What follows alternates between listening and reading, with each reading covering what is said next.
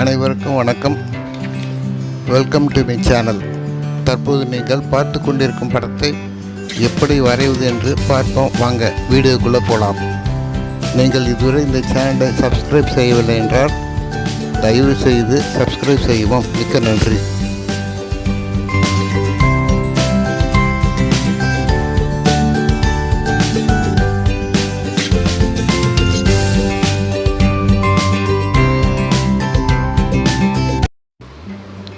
அதாவது முதலில் வான கலரையும்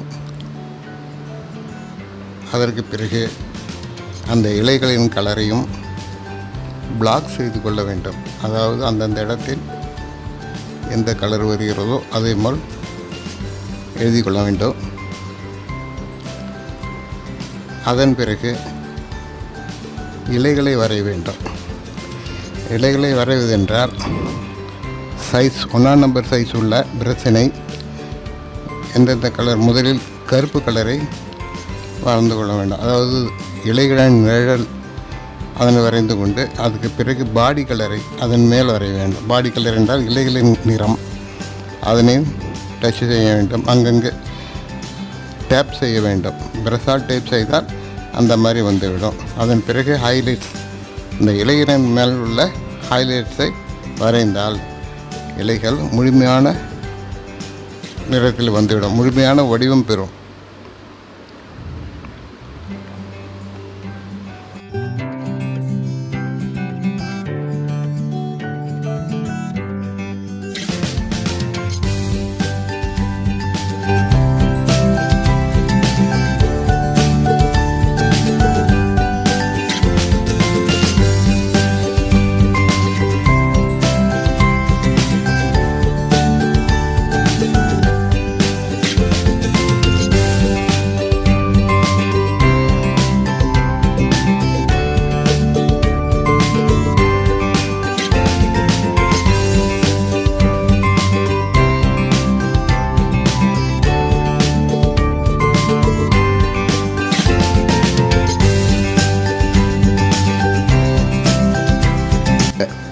படம் வரைவதற்கு எனக்கு 3 மணி நேரம் ஆனது.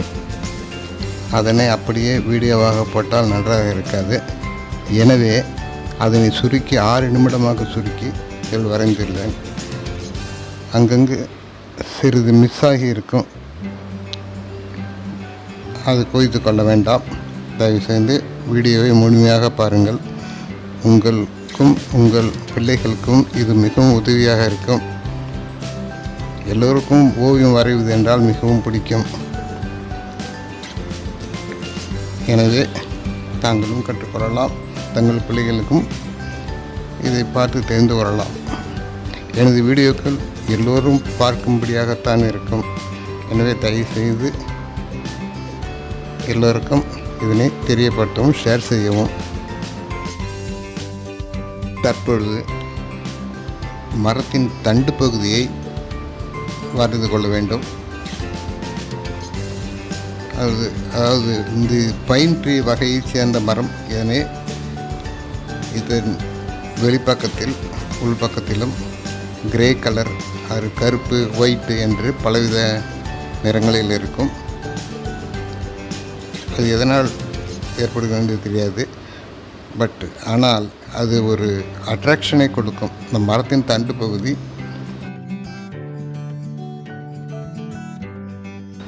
எல்லா ஓவியர்களையும் அதனை வரைந்து பார்ப்பார்கள். ஒரு முறையாவது வாழ்நாளில் அந்த பைன் ட்ரீயை வரைந்து பார்ப்பார்கள்.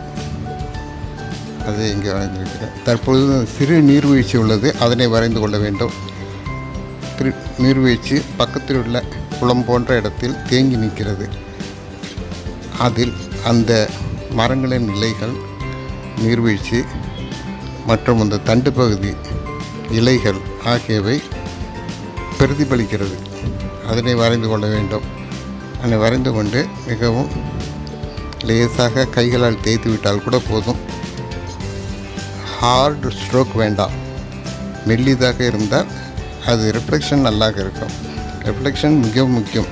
நீர்வீழ்ச்சிக்கு, நீர் நிலைக்கு மிகவும் ரிஃப்ளெக்ஷன் மிகவும் முக்கியம். இந்த ரிஃப்ளெக்ஷனை வரைந்து கொள்ளலாம். அது ரெண்டாவது, அந்த குளத்தின் கீழ்ப்பகுதியில் மேலே உள்ள வானம் தெரியும். அந்த வானத்தினை வரைந்து கொண்டு அதில் அந்த அலைகளை சிறிது சேர்த்து கொள்ள வேண்டும். சிறிதாக வரைந்து கொள்ள வேண்டும். வரைந்து கொண்டால் அது இந்த ஓவியத்தை முழுமையாக காட்டும்.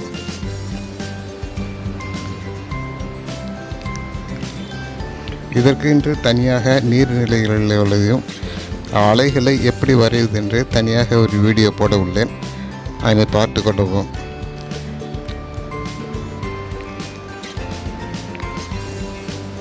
இதுதான் கடைசியாக வரைந்த ஓவியம். எப்படி இருக்கிறது பார்க்கவும். இந்த வீடியோ பிடித்திருந்தால் லைக் பண்ணவும், ஷேர் பண்ணவும் அல்லது சப்ஸ்கிரைப் செய்யவும். மிக்க நன்றி. வணக்கம். Thank you for watching this video.